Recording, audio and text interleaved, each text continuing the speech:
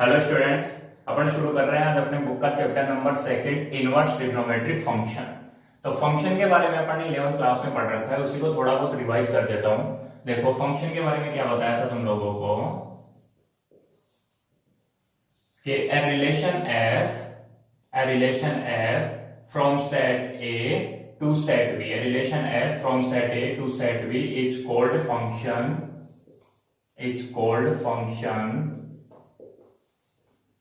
if each element of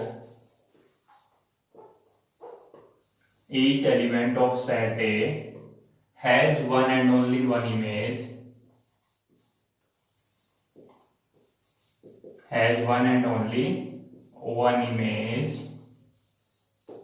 in set B। ठीक है, देखो राइटिंग के बारे में हो सकता है थोड़ी प्रॉब्लम आ रही हो तो समझने की कोशिश करना।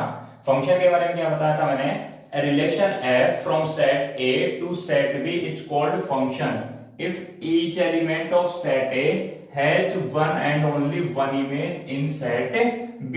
ठीक है, कोई एक रिलेशन है f सेट A से सेट B में, उसको अपन फंक्शन बोलेंगे। कब बोलेंगे, if each element of set A का हर एक element has one and only one image in set B, set B में अपनी एक इमेज रखता हो और केवल एक ही इमेज रखता हो, तो क्या हो जाएगा, f को अपन एक फंक्शन बोल देंगे। इसको एक बार एक एग्जांपल से समझते हैं। जैसे मान लो ये कोई सेट A है और ये सेट है B।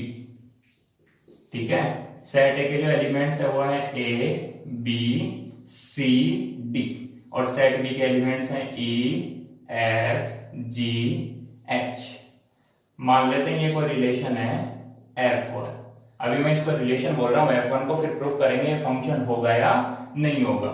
ठीक है, मान लेते हैं सेट वो एलिमेंट A की जो इमेज है वो है E, B की जो इमेज है वो है F, C की इमेज G है और D की इमेज H है। ठीक है, अब मैं तुम लोगों से पूछ रहा हूं क्या ये फंक्शन होगा क्या, तो देखते हैं एक बार फंक्शन की डेफिनेशन क्या है। फंक्शन की डेफिनेशन है a relation f from set A to set B। तो यहाँ रिलेशन है f1 from set A to set B, it's called function if each element of set A has one and only one image in set B।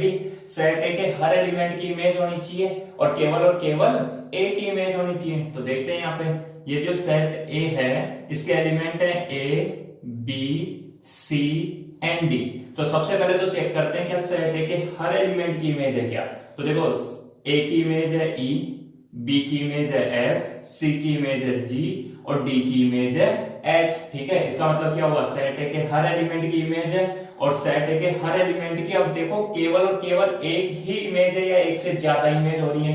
तो देखो set A के element A की image है E, B की image है F, C की image है G और D की इमेज है H। इसका मतलब क्या हुआ, सेट A के हर एलिमेंट की इमेज है और केवल एक ही इमेज है, इसलिए मैं क्या बोल सकता हूं, F1 को फंक्शन बोल सकता हूं। Therefore F1 is a function. ऐसे देखो एक और एग्जांपल समझते हैं। ये सेट A और ये सेट B। ठीक है, यहां लिखा हुआ जैसे 1 2 3 4, यहां पे लिखा हुआ है 5 6 एंड 7। मान लेते हैं 1 का रिलेशन 5 के साथ है और 2 का रिलेशन भी 5 के साथ है, 3 का रिलेशन 6 के साथ और 4 का रिलेशन 7 के साथ है। और इस फंक्शन को, इस रिलेशन को मैं मान लेता हूं F2। अब चेक करना है अपने को F2 एक फंक्शन है या नहीं है। तो सबसे पहले कुछ समझो एक बार कि F2 फंक्शन होगा या नहीं होगा। तो देखो डेफिनेशन क्या है, each element of set A has one and only one image in set B। ठीक है, तो सबसे पहले चेक करो क्या सेट A के हर एलिमेंट की इमेज है क्या। तो देखेंगे तो 1 की इमेज है 5, बिल्कुल, 2 की इमेज भी मिल रही है, 3 की इमेज भी मिल रही है और 4 की इमेज भी अपने को मिल रही है। इसका मतलब क्या हुआ, सेट A के हर एलिमेंट की इमेज है। अब सेकंड ऑप्शन क्या है कि सेट A के हर एलिमेंट की इमेज तो होनी चाहिए, लेकिन क्या हर एक एलिमेंट की केवल एक ही इमेज है क्या। तो देखो 1 की, देखो हो सकता है यहाँ पे थोड़ा कंफ्यूजन हो, बोले सर 1 और 2 की एक ही इमेज आ रही है 5, ठीक है। 1 का रिलेशन भी 5 के साथ और 2 का रिलेशन भी 5 के साथ है। देखो डेफिनेशन देखोगे तो मैंने सेट बी के बारे में कुछ नहीं बताया यहाँ पे, ठीक है। सेट बी के बारे में कुछ नहीं बताया। अपनी डेफिनेशन क्या है, सेट ए के हर एलिमेंट की इमेज होनी चाहिए और केवल एक ही इमेज होनी चाहिए। तो एक बार देखो 1 की कितनी इमेज है, ठीक है। 1 की कितनी इमेज है, 1 की इमेज है 5, ठीक है। 1 का जो रिलेशन है वो किसके साथ है, 5 के साथ। इसका मतलब 1 की एक ही इमेज है। 2 की इमेज चेक करो, 2 की कितनी इमेज है, ठीक है। तो 2 का जो रिलेशन है तो वो भी 5 के साथ ही है, ठीक है। और 2 की भी एक ही इमेज है 5। 3 की इमेज है 6 के साथ और 4 की जो इमेज है वो है 7 के साथ, ठीक है।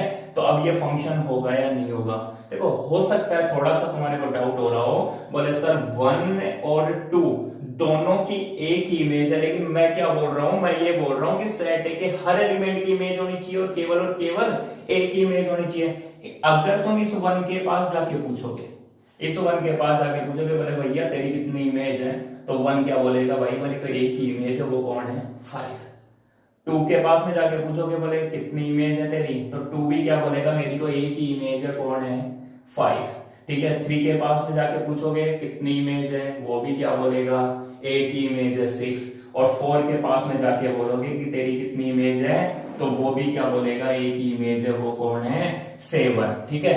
वो बात अलग है कि इस 5 की 2 प्री इमेज है, ठीक है। 5 की 2 प्री इमेज है। प्री इमेज का मतलब तो समझते हो ना, जैसे 1 की इमेज 5 है तो 5 की प्री इमेज 1 हो गई, 2 की इमेज 5 है तो 5 की प्री इमेज 2 हो गई। तो मैंने प्री इमेज के बारे में तो कुछ बताया ही नहीं, ठीक है। मैं तो क्या बोल रहा हूँ, सेट ए के हर एलिमेंट की इमेज होनी चाहिए और केवल एक ही इमेज होनी चाहिए। अब 1 के लिए तो क्या है, 1 की तो एक ही इमेज है, किसके साथ में है, 5 के साथ में। 2 की भी एक ही इमेज है 5 के साथ में, 3 की भी एक ही इमेज है 6 के साथ में और 4 की भी एक ही इमेज है 7 के साथ में। इसका मतलब क्या हुआ, सेट ए के हर एलिमेंट की इमेज भी है और केवल एक ही इमेज है। इसका मतलब F2 भी एक फंक्शन है, ठीक है। इसके बाद देखो थोड़ा डाउट रह रहा होगा तो यहां से समझ में आ रहा होगा, आ जाएगा आराम से। जैसे मान लो मैंने ये सेट ए बनाया और ये सेट बी बना दिया, ठीक है। सेट ए के जो एलिमेंट हैं वो लिख रहा हूं A1, A2, A3, A4। इधर जो एलिमेंट्स है वो है B1, B2 एंड B3, ठीक है। और 4 नंबर एग्जांपल यहां लिख रहा हूं